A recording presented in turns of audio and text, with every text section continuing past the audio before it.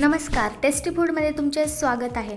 चला तर आज आपण कुरडईची भाजी ही रेसिपी बघणार आहोत आणि ही भाजी एकदम सोपी आणि साधी आहे आणि बनवायला जास्त वेळ लागत नाही आणि ही खायलाही एकदम अप्रतिम लागते। पण कधी-कधी काय होतं की आपल्याला भाजीला काय बनवायचं हा प्रश्न पडतो किंवा तेच खाऊन कंटाळा आलेला असतो। तर त्यावेळेस ही कुरडईची भाजी बनवायची आणि तुमच्याकडे ही भाजी बनवली जाते का किंवा तुम्ही ही भाजी खाल्ली आहे का ते मला कमेंटमध्ये नक्की सांगा आणि आपल्या टेस्टी फूड या चॅनलला सबस्क्राइब करा। चला तर लगेचच आपण रेसिपीला सुरुवात करूयात। कुरडईची भाजी बनवण्यासाठी मी इथे 4 कुरडया घेतलेल्या आहेत। आता या कुरडया आपण हाताने बारीक तुकडे करून घेऊया। जेवढे बारीक तुकडे करता येतील आपल्याला तेवढे याचे बारीक आपल्याला तुकडे करून घ्यायचे आहेत। इथे आपल्या सगळ्या कुरडयांचे बारीक तुकडे करून झालेले आहेत। आता हे आपण पाण्यामध्ये टाकून घेऊयात। तर पाणी घेताना गरम पाणी घ्यायचे। तर मी इथं अर्धा पातेल एवढं गरम पाणी घेतलं। यामध्ये हे तुकडे आपण टाकून देऊयात कारण गरम पाण्यामध्ये तुकडे हे एकदम 5 मिनिटांमध्ये भिजले जातात। जर तुमच्याकडे जास्त वेळ असेल तर तुम्ही हे थंड पाण्यामध्ये टाकले तरी देखील चालेल। आता इथे आपले तुकडे पाण्यामध्ये टाकून झालेले आहेत। आता यावरती झाकण ठेवूया आणि 5 मिनिटं हे भिजण्यासाठी असंच ठेवूयात। इथे 5 मिनिटं झालेले आहेत। आता झाकण काढून घेऊया आणि तुम्ही पाहू शकता की आपले कुरडईचे तुकडे हे एकदम छान असे भिजलेले आहेत।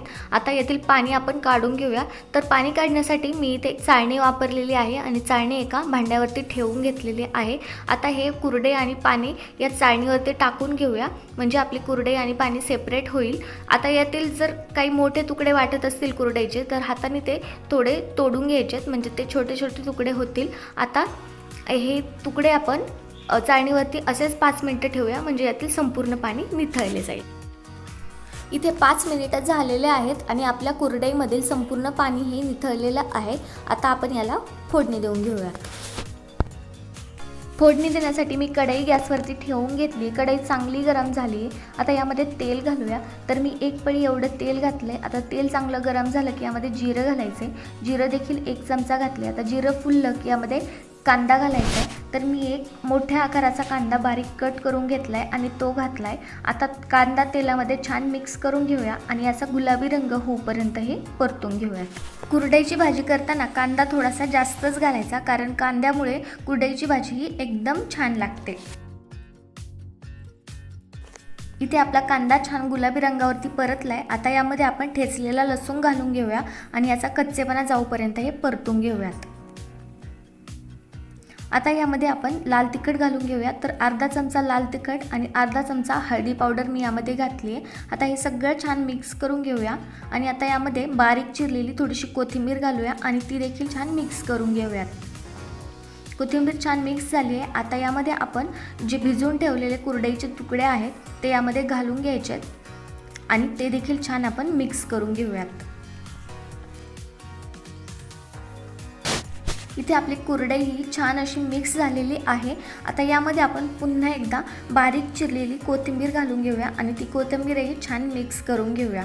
आता यामध्ये आपण मीठ घातलेलं नाही आहे कारण मी मिरचीमध्येच ऑलरेडी कुटताना थोडंसं मीठ घातलेलं आहे आणि कुरडईला देखील मीठ असतं त्यामुळे मी यामध्ये मीठ घातलेलं नाही आहे। तर तुम्ही यामध्ये थोडंसं चवीपुरतं मीठ टाकून घ्या।